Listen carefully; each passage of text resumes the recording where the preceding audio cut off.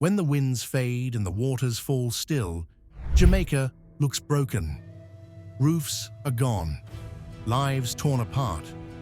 But the real story of Hurricane Melissa isn't told in the footage we have seen. It's written in the quiet pain that followed. Because what if the cost of this storm isn't the houses or businesses that fell, but the hearts that cracked? Today, we go beyond the broken buildings to explore the hidden wounds, those invisible costs that shape Jamaica long after the headlines fade.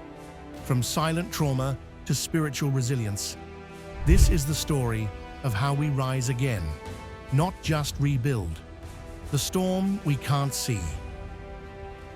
When Hurricane Melissa tore through Jamaica on October 28, 2025, it left the island reeling.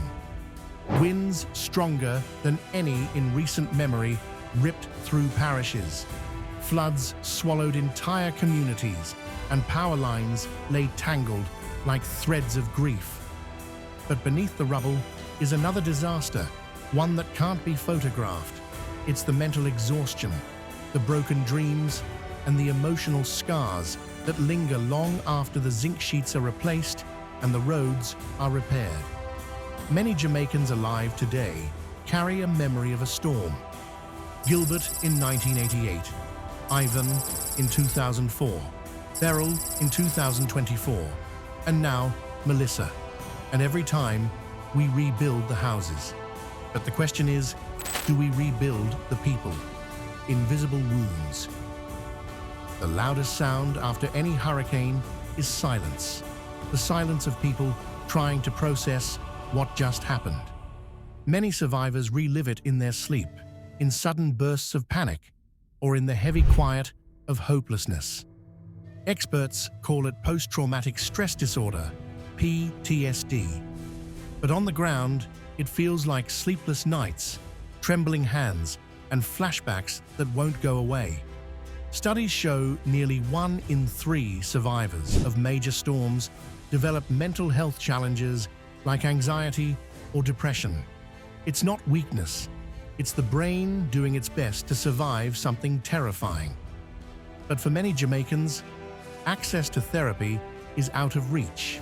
That's why we need to talk about something powerful called psychological first aid, a simple, community-based way to heal minds when doctors are far away. It begins with 5 pillars: safety, calm, connection, empowerment, and hope. If you can help someone feel safe, calm their nerves, stay connected to others, believe in their own strength, and find hope again, you are doing more than you realize. Because long before medicine arrives, kindness saves lives. The first steps to healing. If you are feeling overwhelmed, start small. Breathe in for 4 seconds. Hold for 4. Exhale for 4. Then rest for 4. It's called box breathing, and it lowers anxiety almost instantly. If you feel alone, reach out. 1 phone call, 1 text, 1 voice note can remind you you are not forgotten. And if you are stuck in hopeless thoughts, shift the question from "why me?" to "what next?" Every small step toward routine, clearing a yard, washing a dish, making tea, is an act of taking back control. Avoid the traps: too much news, too much alcohol, too little rest. The mind can't heal in constant noise or numbness. And if you can, pray. Whether or not you are religious, prayer, spoken or silent, is a form of grounding. It centers your thoughts and slows the chaos inside. When income vanishes, but the bills don't. Storms destroy more than homes. They disrupt livelihoods. For many, the real crisis begins after the winds die down, when jobs are lost and savings are depleted. Across the Caribbean, research indicates that it can take more than a decade for an economy to recover from a single hurricane fully. But here's the good news. Jamaica is in a stronger position than ever before. This time, thanks to a 3-layered disaster financing system, which includes insurance, contingency funds, and a special disaster bond, Jamaica is expected to receive millions of US dollars debt-free to support its recovery. That means the government won't need to borrow heavily or raise taxes, breaking a painful cycle that's trapped many island nations in debt after disasters. Still, on the personal level, many Jamaicans face what economists call income shock. Small businesses close, farms wash away, and families drain what little savings they have. For these people, the financial wound cuts deep, and the emotional toll runs even deeper. The solution lies in keeping local money circulating. When rebuilding, hire community workers, buy local materials, and support community businesses. That's how we rebuild both homes and hope. Lessons from the world. Other countries have faced storms and found ways to heal the whole person, not just rebuild the property.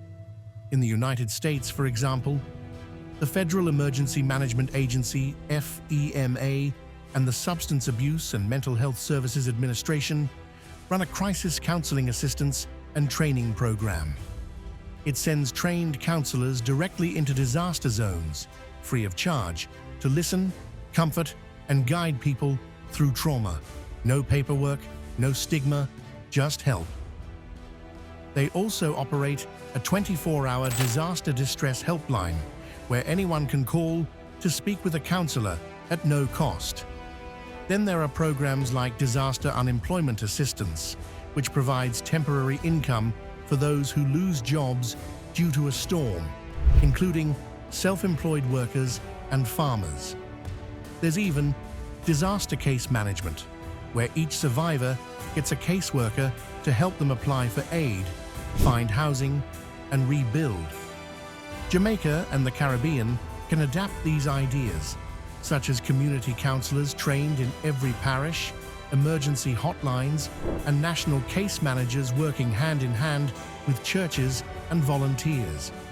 It's not about copying, it's about customizing global best practices to fit our local strengths and needs, from victim to victor. Every storm writes two stories, the one of destruction and the one of what we do next. Melissa's story is still being written, but for once, Jamaica is better prepared, financially, mentally, and spiritually. The 3-layered protection system means recovery can begin without crushing debt. People's unity means healing can start long before government help arrives. The goal now isn't to go back to how things were, it's to go forward stronger, to build homes that can withstand stronger winds, to restore our forests and mangroves that protect our coasts, and to rebuild trust in each other. The true cost of Hurricane Melissa may be hidden, but so is Jamaica's strength. And if we nurture that strength, the next storm won't break us, it will reveal us. Jamaica, we can't control the wind, but we can control how we rise after it. If this message moved you, share it, comment with your story, and subscribe to this channel, Impacting Jamaica, for more powerful, people-focused storytelling. Because together, we are rebuilding not just houses, but hope.